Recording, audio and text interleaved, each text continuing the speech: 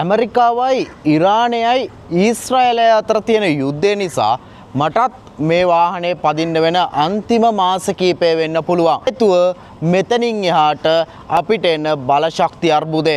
දන්නේ නැති වුණාට ඉතා විශාල අර්බුද ප්‍රමාණයක් අපිට ඉදිරියේදී මුණ දෙන්න වෙනවා. මේ වීඩියෝ එක ඉවර වෙනකම් බලන්නකෝ. අංක 1 තමයි බලශක්ති අර්බුදය.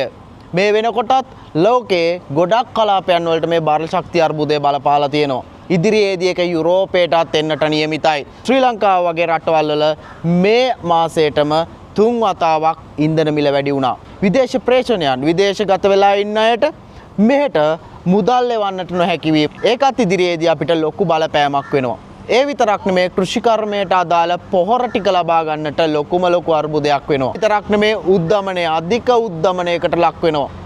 ඔයාලා පාවිච්චි කරන පරිප්පු ඇටේ ඉඳන් සබන් කෑල්ලේ ඉඳන් සෑම දෙයකම මිල වැඩිවීමට නියමිතයි. ඒ වගේ විදේශගත වෙන්න බලන් ඉන්න ශ්‍රමිකයන්ට මේ වෙනකොටත් යාමට නොහැකි වෙලා තියෙනවා. ඒකත් ලොකු අර්බුදයක්.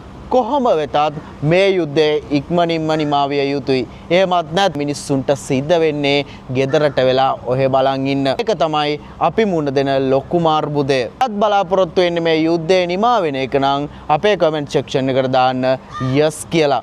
ඒ වගේම තමයි තවත් පිරිසකට දැනුවත් වෙන්න මේ වීඩියෝ එක හැකිතාක් ෂෙයා කරලා දෙන්න.